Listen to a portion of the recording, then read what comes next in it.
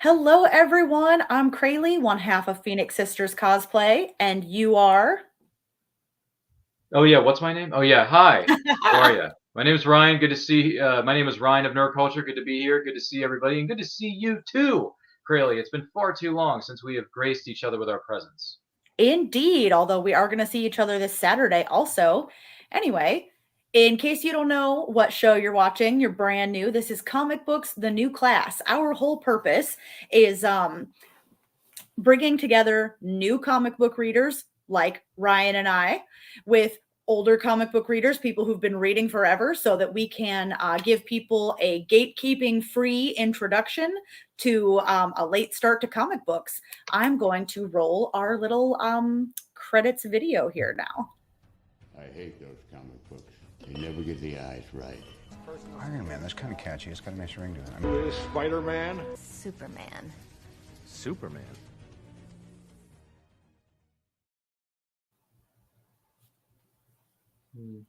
All right. Hello, Ryan. Hello, Ryan is going to Crayley. Good to do. see you. It's been a while. You look great. Nice looking shirt. Thank you. Right? You can get this on Redbubble. It's in the Phoenix Sisters cosplay store. That's my cosplay duo, and our podcast merch is all in one place right there. What shirt are you wearing today, Ryan? That's a great question. It may look red, which isn't necessarily our colors for Comic Books: The New Class, but it is a nice looking color anyway. Cosplay Cafe, which is a show that's hosted by, I believe it's Crayley Vanest and Kelly Getner and Andrea. Those Mhm. three cosplay baristas, I think they're called. It's called Cosplay Cafe. You may want to look that up on, what is it, the Phoenix Sisters Cosplay YouTube channel, if I'm not mistaken. Actually, we have our own now. It's Cosplay Cafe on YouTube. Yep. Oh, that's right. I'm sorry. I should have remembered that because I'm subscribed to that channel. Just Oh, goes no, to it's show you fine. how not a great supporter I am of someone else's work. But yes, please do check out all those wonderful channels because there's great entertainment value there. Every 2 weeks they do it. They, whatever, do it in full costume. And this week on Comic Books The New Class, the show you're watching right now, we're going to be talking about getting started with older comic books. Because if you're new to reading, there's like a wealth of stuff that's been published all along the past. Ryan is going to be our captain for the night. He has some great suggestions for you. And I'm just here to support Ryan and soak up all of his older comic knowledge that he's accumulated recently. Meanwhile, in the comments, let us know what are some older comics that you think new comic book readers should get into, or really what are just some of those classics that you really think everybody should hit. So definitely let us know in the comments. What she said. No, she's absolutely right. Yes, yes, yes. There is a number of suggestions. Now there may seem like there's a bit of a bias here. Maybe there is, maybe there isn't. I don't know. Granted, I've read comics from other publishers, not just one or two of them. But these are the ones that stood out to me. These are the ones I've had an opportunity to sit down and actually read and experience and gain a bit of a better understanding of certain characters within certain properties. Do not get me wrong, Crayley. But with that being said, we're going to go back, and I'm talking way back to the 70s. This is going way back to the 70s, more specifically 1972, when the king of comics, simply known as Jack Kirby, who, yes, he's no longer with us, but his legacy still lives on. And I'm referring to specifically DC's The Forever People. Now, The Forever People is about a group of young superheroes who have very special abilities, and they get thrown into a boom tube, they get zapped to Earth, and they realize, boy, this isn't. We're not in Kansas anymore, fellas. What on earth is going? What in the world? What in the universe, I should say, because it's a big universe out there. Let me be perfectly clear. What is going on? So these characters are thrust, into Earth, and they're having all these adventures, and they're trying to protect certain people, and definitely overall they're trying to save the Earth from Darkseid and his parademons and the Fourth World Apocalypse.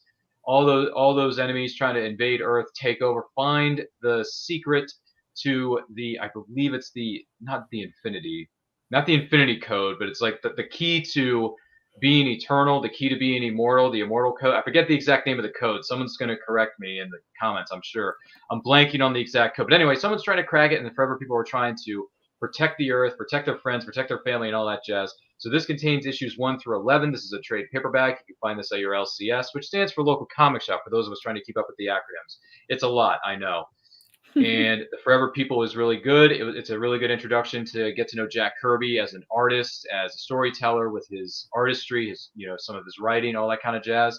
So the Forever People, it's good stuff. It contains 11 issues. It's in a trade paperback. It goes way back to 1972, which was long before my time. So time for me to write that one down in my. I finally got a notebook sitting over here for whenever cool stuff comes up during the episodes, and I'm like, must read, blah blah. Well, good for you. Someone is finally starting to do homework around here, and it's not just me. But anyway, yes, the Forever People. It's a DC trade paperback. Find it at your local comic shop. Check it out. Get to know the king of comics himself, known as Jack Kirby. Plus, there's a lot of other things written by Jack Kirby as well. But that's just that I barely scratched the surface of learning who this man was and how his legacy has continued throughout comics. Anyway, Dave Manley's in the house. He says my favorite 70s comic back in the day was The Defenders. I believe The Defenders is Marvel. Are you talking about Marvel's The Defenders with Luke Cage and Daredevils and Jessica Joneses and? That's where my mind went. Got Power Man 5000 and what was Jessica Jones's name? It was Jewel or Gem. I think it was Jewel. Wow, I did not know that about Jessica Jones. Okay, great fun facts. This is the beauty of Correct this us show. if we're wrong. That is the unofficial slogan of this show, is correct me if I'm wrong. I know, I'm actually surprised you're not wearing that t-shirt, which once again, you can find that on our Redbubble store. Hashtag always promote your stuff. Yeah. With that being said, gee whiz, we're on a merchandise kick all of a sudden. Look at you drinking from that cup that's got stickers written all over it. Anyway, Dave is referring indeed to Marvel's The Defenders, which included the Incredible Hulk, Doctor Strange, the Silver Surfer, and Namor. Okay, all right. I can dig it. I might have to go back and read that, Dave. Thanks for bringing that up. Crayley, please write that one down. Anyway, because I only have a Post-it note, you actually have a book with actual sheets of something known as lined paper. Little behind-the-scenes secrets here. There's no pen. I put a notebook in this, but no pen. We're having some serious problems here, folks. In the words of a movie I haven't seen yet, but at least I know the line. What we've got here is failure to communicate. Anyway, so we're having too much fun here. That's my problem. So all with right, that being so if y'all said, see me look down at my phone, it's because that's how I'm taking notes about the stuff we want to read from the audience. I'm still paying attention to y'all since I don't have my pen. Thank you. Maybe next time for these shows, you may want to include pens. But even so, with that being said, what is Dave saying now? The 1970s version of The Defenders got really weird, sort of Doom Patrol level of absurdity, I believe is the word. Okay. Interesting, Dave. Interesting. It's good to know. It is good to know. I might have to look that up a little bit later on. But either way, so that's the first title I want to bring to your attention. Shall we move on to the next one? The next one here, we're going to flip things over a little bit here because we need to pay a little bit of respect to something known as Marvel because they've done a lot in their careers. So with Marvel, let's talk about XMen, and this is from 1982, specifically X-Men: God Loves, Man Kills by I believe it's Chris Claremont and Company. Now, God Loves, Man Kills. Oh my goodness, you want to talk about a very dark, gritty, very, very excellent, well-executed storyline, which features the X-Men characters, because I'm a huge X-Men fan as it is. God Loves, Man Kills is about the X-Men going up against a human who despises all mutants, and he wants them to be killed. He wants them to be destroyed because he believes there should be no other gods amongst men other than the God above in the heavens. So he is very... I'm not trying to say that this is wrong. I'm just saying that he is very upset. He's very angry, and he wants mutants to be destroyed because there should be no mutants before God, in his opinion.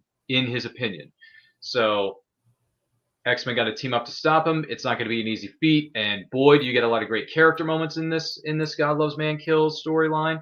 You get a lot of great pieces of dialogue. You get great, there's a lot of really intriguing themes that are explored within the context of this story, featuring X-Men: God Loves, Man Kills. So if you have not read this yet, if you are an X-Men fan or you want to learn more about some of the more original, past stories featuring the X-Men, this is a great place to start with God Loves, Man Kills by Chris Claremont and Company.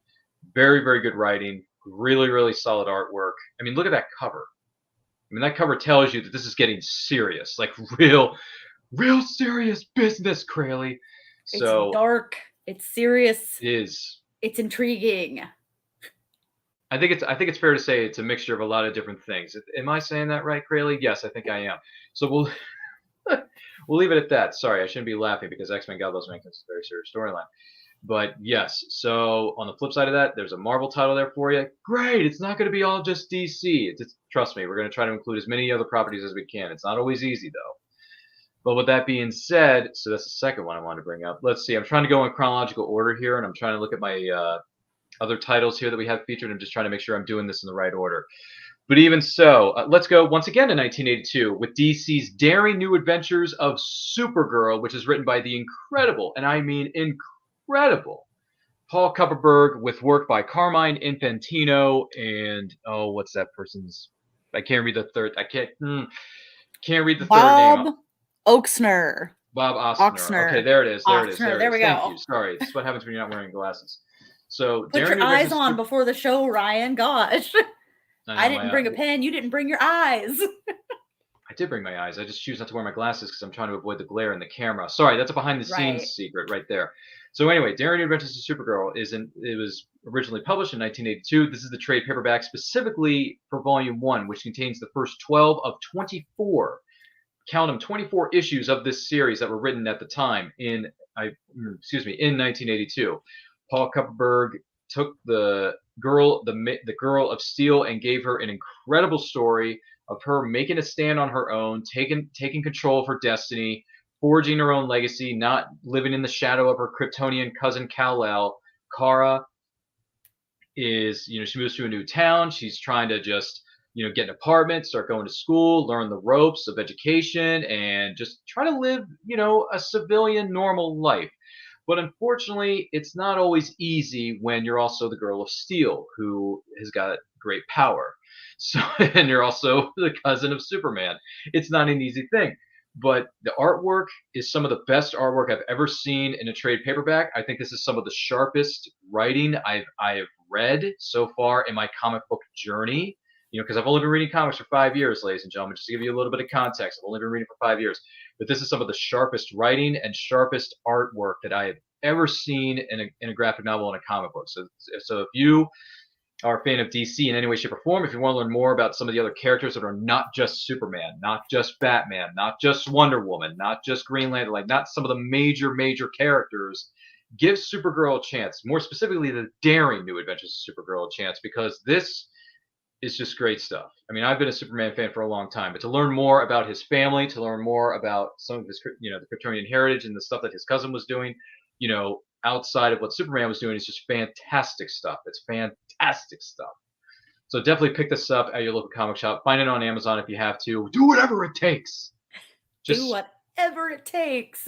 Yeah, just buy the gosh darn thing, because you're gonna like the way you look after reading the titles that we were going to be featuring on this episode of Comic Books: The New Class. I guarantee it. By the way, this is Comic Books: The New Class. If it's your first time here, thank you so much for being here. Make sure you like and share this video with all 200 of your closest friends, because they're gonna like the way they look after watching or listening to this episode. We guarantee it. Sorry, I'm getting a little ahead of myself. And what is Dave saying there? Dave is popping in with amazing comments.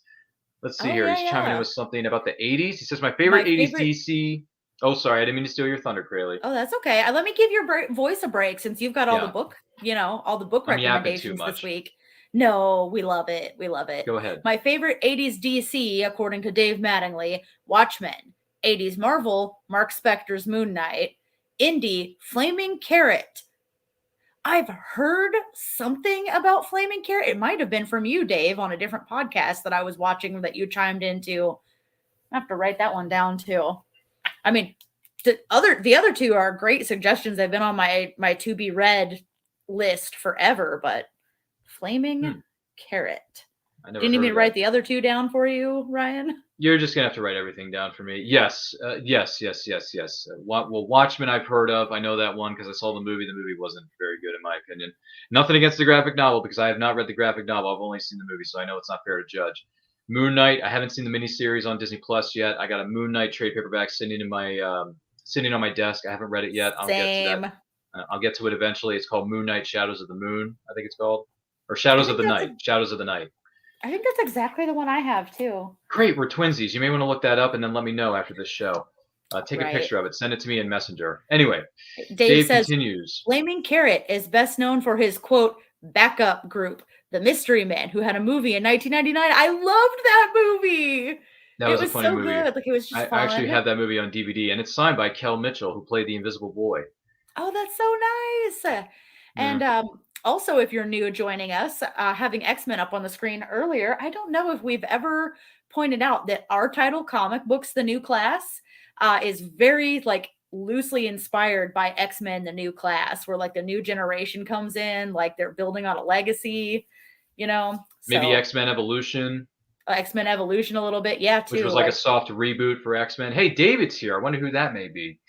He says Mystery Men was amazing. I love the Shoveler, which was the portrayed by Shoveler, William H. Macy. William H. Macy. That's what I was the saying. See, I Shoveler. remember. I remember certain things about that movie.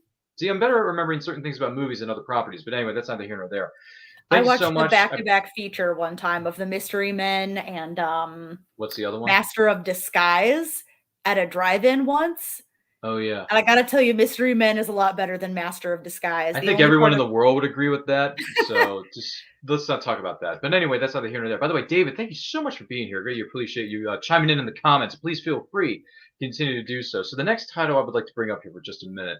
Going back to it seems to be a pattern tonight. We're going way back to this. First we started in the 70s, and now we're sticking in the 80s for a very long time. Because the next title I want to bring up to you is another DC title, the new Teen Titans, specifically the Judas contract from 1984, which was by Marv Wolfman, George Perez, and company. Now, the new Teen Titans, this storyline, the Judas contract, whew. So the new Teen Titans have a new member to the squad, and they're getting used to this new member of the squad, and they're going on these missions to protect the Earth, protect the city, protect their environments, and all that kind of jazz. But something isn't quite right. One of the members of this group is actually, believe it or not, hence the reason it's called the Judas contract, is a traitor. Someone within the Teen Titans is betraying them behind their back, and they're going to report to who is the main antagonist for the story, who I'm not going to give away because I don't want to give away too much in the realm of spoilers. But this person is reporting to the main antagonist and saying, hey, I know these characters' weaknesses. I know how we can beat them. I know how you can win. I know how you can bury them in the ground and fulfill your end of this deal and fulfill your end of the contract. So the question is, who is the traitor amongst them? That's the question. And also, who is this Teen Titan working for behind the scenes? Do we know who it is? I'm not sure. You're going to have to read the story for yourself. Once again, this is the new Teen Titans, the Judas contract, which was originally released in the year of 1984 by Marv Wolfman and George Perez, two of the biggest names in the history of comics alongside Jack Kirby. Do not get me wrong. I want to join you in talking about this one a little bit because I've also read this one. Oh, like, sure. If you are like passingly familiar with the new Teen Titans, you have to read this one. It's one of those like classics. That's one of the things we were going to talk about. Is what we think the classics are, right? But on top of that, if you really liked the cartoons that came out in like the aughts or whenever it was, like this is such a deeper look. Like you're still going to like this, but it's a different tone. Like it's just like a more serious version of like the cartoons that we like grew up with and loved in the aughts if you were into the Teen Titans as a kid. So highly recommend the Judas contract for the new Teen Titans. And if there's any characters you don't recognize, I feel like this is also a good time for me to remind everybody from our first episode, Advice for New Comic Book Readers, that if you want to jump into a specific storyline and you're afraid that it's not like issue 1 of like that generation of superheroes, it's okay to Wikipedia. You're like, wait a minute, who's Donna Troy? What's this? What's up with this version of Wonder Girl? Because Wonder Girl wasn't in the cartoon and you jump straight into the Judas contract. That's okay. No gatekeeping here, no shame. Like start with the stories you want to start with. All right. She's right, you know. But yes, the new I'm just saying things that are featured in GIFs or GIFs, however you want to say it. But anyway, gosh, man, the 80s. Dave says another great 80s Marvel is DP7, I believe, from their new Universe imprint. I am not familiar with that, Dave. I am not familiar with that at all. So you're going to have to... Any more information on that? We may have to Google that after the course of this show. And Dave chimes in again. It seems like Dave is the MVP tonight with these comments. He says, a fantastic 6-issue Spider-Man run that originally took place in 1987. By the way, that's the year some of us were born. Yes, I have read Kraven's Last Hunt. I've read all of that. I've read Spider-Man Kraven's Last Hunt. It was a Marvel Epic Collection trade paperback. I don't know if it's available anymore. I don't think it's in print right now. If someone knows where I can get a copy of it, I may have to get it, because I did read it. I bought it on trade paperback, and then I donated it because I just didn't see myself reading it again. But now that I think about it, it is kind of an important piece of comic history, so I probably should have kept it. So, Dave, if you have any connections to where I can get a paperback of Kraven's Last Hunt featuring Spider-Man, yeah, that'd be great. If anyone can hit me up in the DMs for that, that'd be great. Craylee, you might want to write that one down. But anyway, too many notes. Great point, Dave. Great point. So with that being said, boy, my goodness, the 80s just seemed to be a marvelous, no puns intended, marvelous decade full of history and awesome sauce and all that kind of jazz. I'm trying to think, where else could we possibly go? Oh, I know, if I'm remembering this right. 1985. That's where we're going. Yes. You think Marv Wolfman and George Perez just did the new Teen Titans? No. They did one of the biggest crossovers in the history of comic books. It's arguably still one of the most talked about to this day from 1985. And I'm talking about a big, big crisis. A crisis that took place on not just one, not just two, but infinite Earths. Okay? See what I did there? Oh, yeah.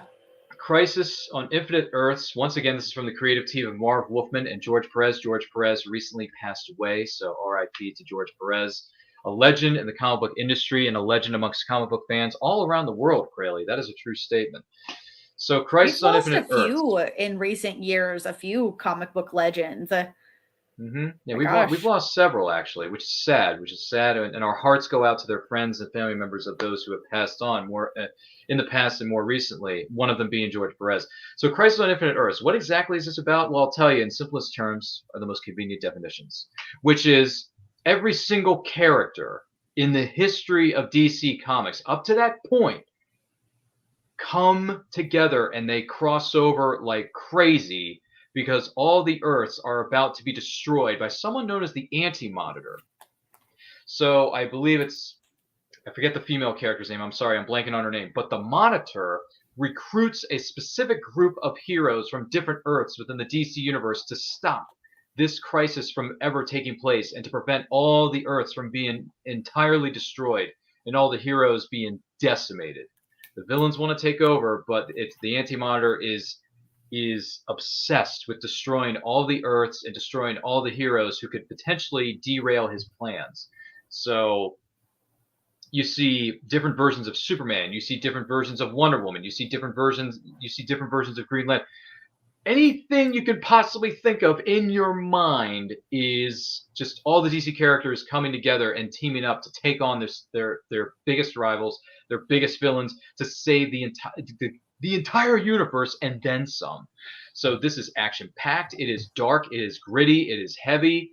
You lose certain characters within the DC universe because of the storyline. You gain new heroes. You may meet some new villains. I mean, this story goes all over the universe, literally, figuratively, and just everything that begins with anything that ends with Lee, it happens. This is a 12-issue series, originally from 1985. So this was a few years after the Daring New Adventures of Supergirl, written by Paul Kupperberg, happened. And by the way, Dave chimes in with what now? Mighty Mouse Comics ran an amazing parody of that called Mices on Infinite Earths. And yes, Ryan, I already wrote that one down for you too.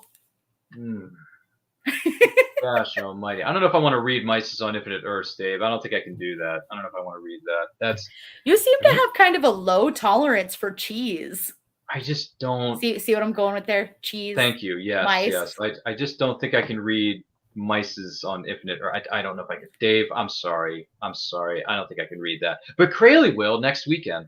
Anywho. Yes, make promises on my behalf so people can be mad at me instead of you, Ryan. Gosh. Exactly. You can take the blame on this. But yeah, I finally got a chance to sit down and read Crisis on Infinite Earths, and I got to tell you, as someone who isn't all that familiar with a lot of the characters in the DC universe, I only know some of the major ones and maybe some of the minor ones, but not a whole lot. This Crisis on Infinite Earths was written so well, and the artwork was really good. But this story, you may feel like it's overwhelming at times, and believe me, it can be at first. But once you really start to get into the story and see where the story's going within, and you see all these really good character moments and pieces of dialogue, you really don't get confused because they mention character names that I don't know the characters' names to when they're talking to each other. They mention some of their back histories and backstories. So I didn't really get lost during this entire 12-issue run of reading Crisis on Infinite Earths, and a trade paperback, I might add. So that's an impressive thing to do, Crayley. That is not a very easy thing to do with hundreds and hundreds of characters being thrown into the story, and you're seeing all these different kinds of teams of characters from different Earths and different parts of the universe. It's crazy how they were able to make this work and not make it seem so complicated that you can't follow the story. That is impressive writing. Like, hats it really off. is. My hat's off to Marv Wolfman and George Perez. I mean, seriously, if you've not read Crisis on Infinite Earths, it's one of the biggest stories in the history of comics. So check out the trade paperback. There are different covers of this and different paperbacks and hardcovers of this available at your local comic shop. Just choose the one that you feel is best for you. I mean, I got the paperback, so that was easy for me. If you want a hardcover, that's fine too. There's nothing wrong with a hardcover. I know a lot of people prefer hardcovers as opposed to paperbacks. That's okay. All right. Choose the format that works best for your bookshelf. Okay. Because I don't have a whole lot of space left in my shelves. That's why I go with paperbacks to save on space. I'm sorry. Mm-hmm. Anyway, almost halfway through like the 1 hour of the episode. So I want to take a moment. First of all, if you're just now joining us, this is Comic Books, the New Class. We're here to talk about us as fairly new readers. We're connecting older readers, people who've been reading forever, and our recommendations for brand new readers. And I want to mention our sponsor and partner, the radbear.com. You know, Ryan and I are huge fans of geeky, fun t-shirts. If you've watched any previous episodes, I mean, we started this episode showing off our swag from our own show and one of my other podcasts. The radbear.com has great geeky t-shirts from tons and tons of genres. I like to browse the anime tab in particular, but they've also got DC and Marvel stuff. They've got some, like, I think I saw some science-y pun stuff on there the last time I was on there. Power Rangers. Power Rangers, absolutely. Which just turned 29 this past weekend. Happy 29. Yeah. So if you use the code COMICS10, COMICS 10 at theradbear.com, you get a discount and we get a little bit too. So, you know, support podcasts, support geeky businesses, just share the love for geeky apparel. Speaking of Power Rangers, this Saturday morning on Back of the Cereal Box, the flagship show of the Cereal Box Network, Ryan and I are going to be celebrating the 29th anniversary of the Power Rangers. You don't want to miss it. So as soon as this episode is over, go to the Back of the Cereal Box Facebook page or YouTube channel and click Get Reminder for upcoming live videos for that. Ryan, I have monopolized it for a little bit. It was my turn to give your voice just a slight break. What is your next amazing comic book recommendation? I've been doing a lot of talking, so it helps to have a bit of a break here once in a while, which I thank Crayley for so much. That's why she's a great host / producer, and she does a great job. So you're thanks, so Crayley. nice. Thanks, Crayley. We love you. Fabulous, honey. We love the feathers. Anywho, so we're sticking in the 80s again because apparently the 80s didn't want to leave me alone. So once again, this goes back to the DC universe featuring a classic character that was originally published in the 1930s by Lee Falk. But more particularly, we're talking about DC's run on this classic character known as the Phantom. Now, the Phantom came out this was originally published in 1988. This is a hardcover featuring the Phantom in his DC Comics run of the 1980s and a hardcover from Hermes Press.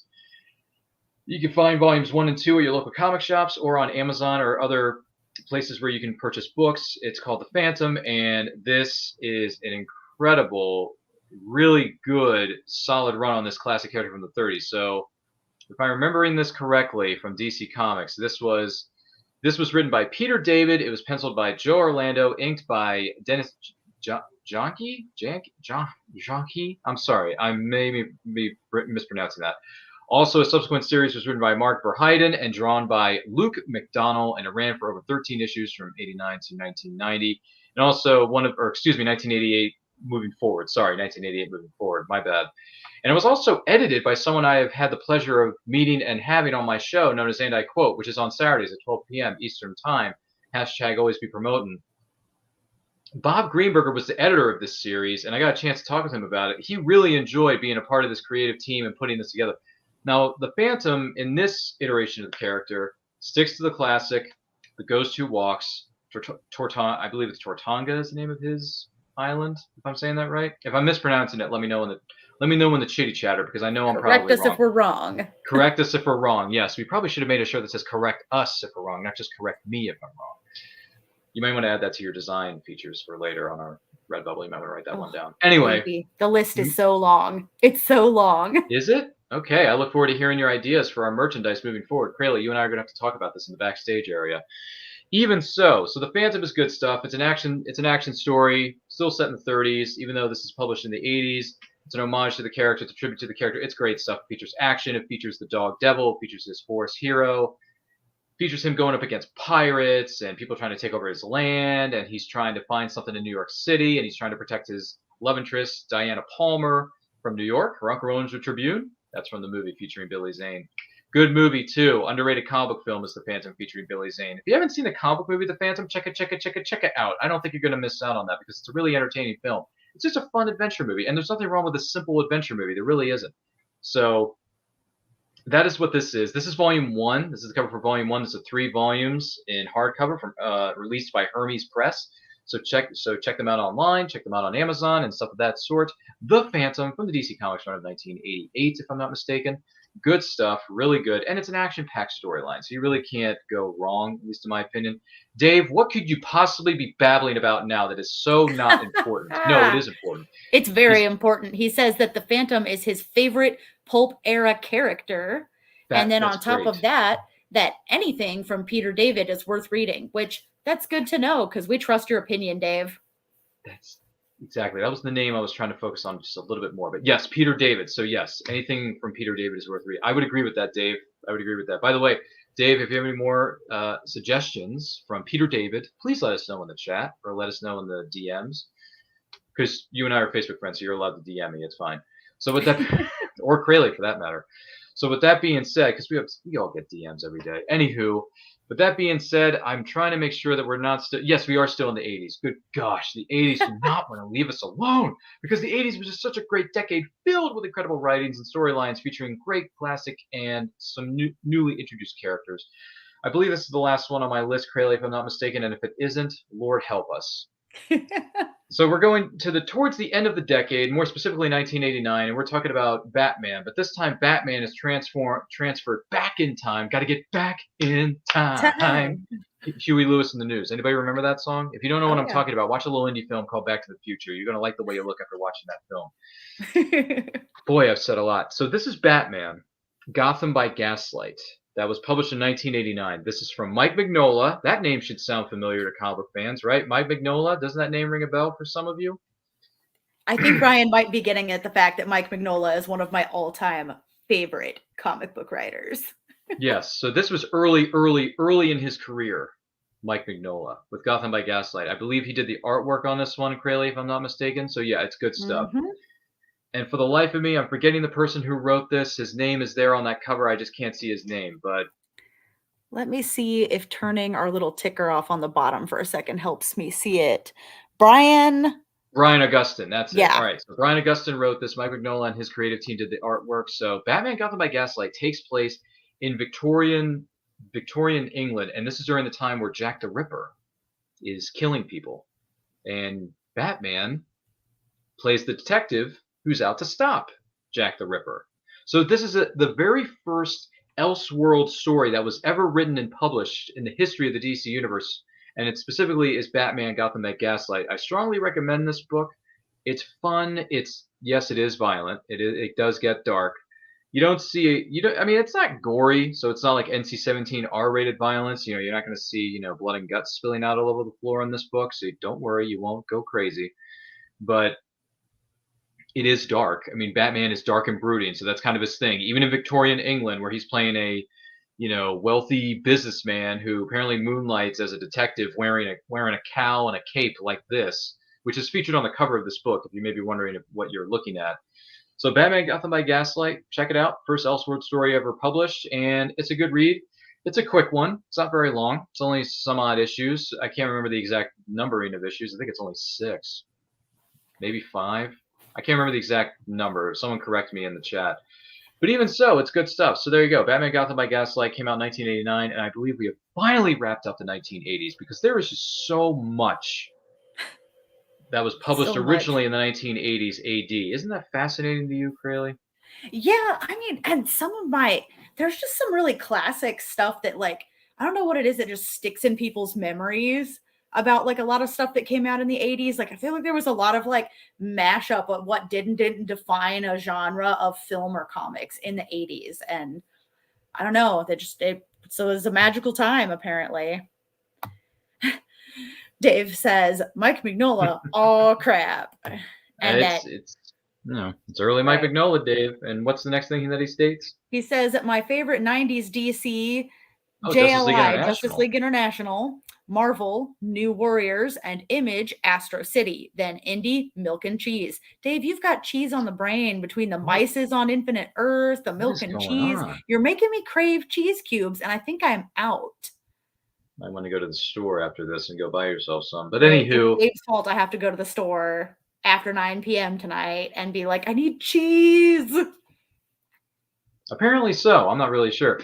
But anyhow, those are some of the titles that I've had a chance to sit down, read, digest, think about, mull them over.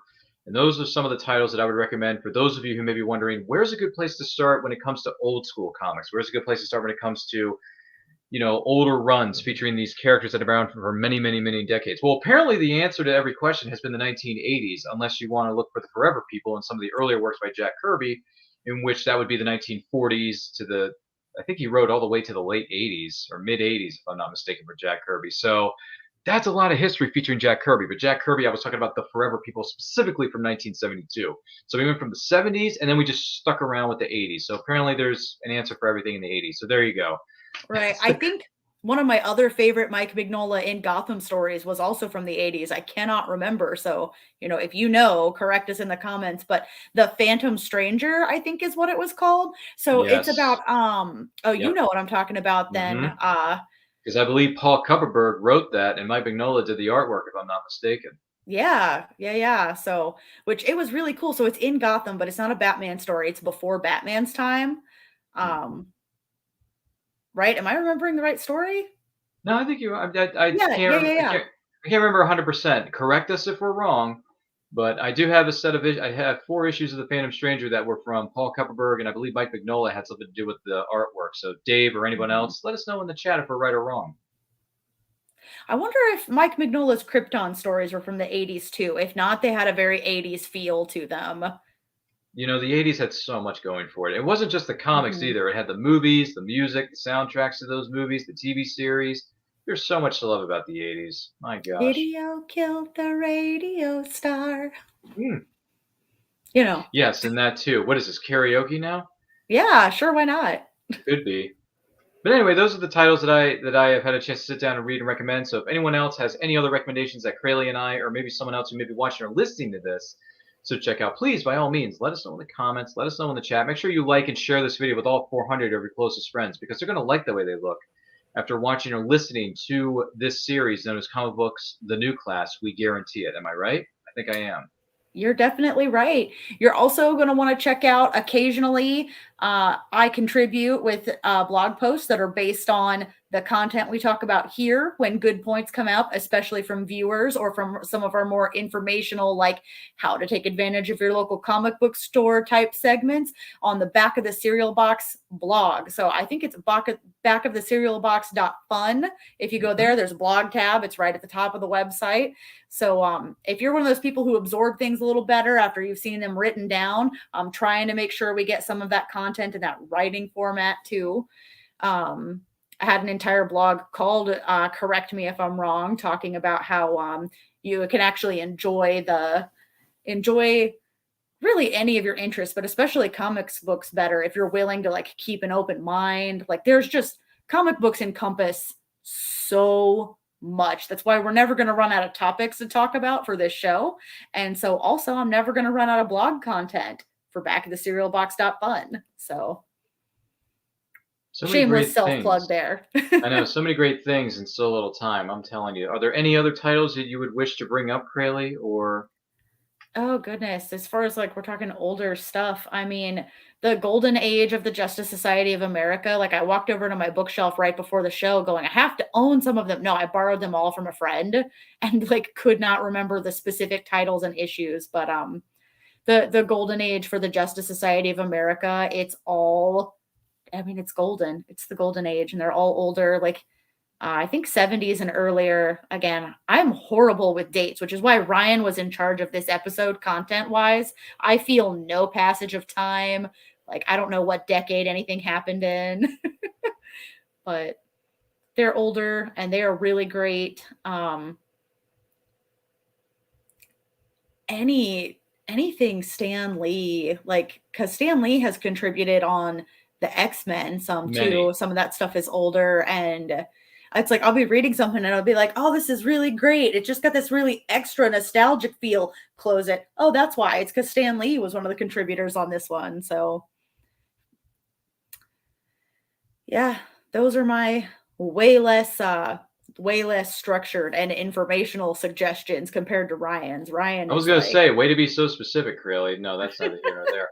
But listen, this is a lot of fun. We always enjoy learning new things and reading storylines featuring characters we may not have heard of, or maybe characters we're a bit familiar with, but we don't know a whole lot about them. There's always something new to learn on these shows. We appreciate you, who has taken their time to either watch or listen to this episode, or maybe shared it with their friends. We greatly appreciate it. With that being said, we do have what is known as an email address now. So in case anyone has any suggestions or ideas for upcoming shows, upcoming topics, maybe have a guest on once in a blue moon, because Lord oh knows George yeah. Bueller, he really wants to be on the show. So maybe we'll get George Bueller on here sometime. You never know. But with that being said, the email address is comicbooksnewclass@gmail.com. Once again, that's comicbooksnewclass@gmail.com. We have it here presently on the screen, and when you go back and watch the replay, you can always bring this up a little bit later on whenever you have the time. My gosh, we have so much going on in so little time. We have an email address now. We have a YouTube channel now. We got a merchandise store where you can buy some killer looking swag and impress all your friends, your neighbors, your coworkers, your girlfriends, boyfriends, husbands, wives, cousins, nieces, nephews, all that jazz. There's a lot of family members I'm not going to go into. But the bottom line is this. We hope you enjoyed this special presentation of Comic Books: The New Class. Don't forget to like, comment, share, subscribe, smash that notification bell, smash that reminder bell on our Facebook page so you get notified of when the new videos go up. We also have some mini-sodes, which are a bit shorter, more organized, more composed episodes of Comic Books: The New Class, which are coming soon to our Facebook page. The We've already first posted. one launched, yep, on August 16th. Yeah, so one is already up there. We got more on the way. More are in the pipeline. So stay tuned. More to come, as they say in professionalism. That being said, before we go, Crayley, the person who's watching or listening to this, where can they specifically find you online and everything you have coming up? What do you got?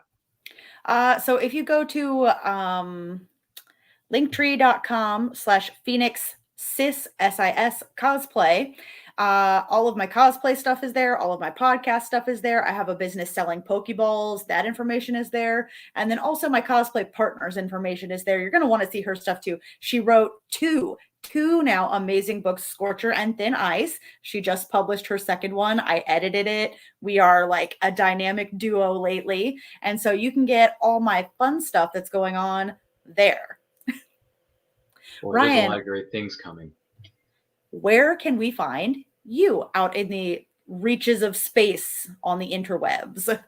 Yes, a lot of great things are going on. We hope you'll join us on this journey as well as Crayley and I. So for me, you can find me on Twitter and Instagram at RyanRPM5. There's a link tree that is linked in my bio that features all my shows that I'm doing, all the projects I've done in the past, all the things I have coming up, including I host and produce a show, and I quote on Saturdays, 12 p.m. Eastern Standard Time, where I interview content creators of all shapes and sizes that join us from any and all corners of the nerd universe. We have friendly conversations. We promote their projects. Crayley has been a guest.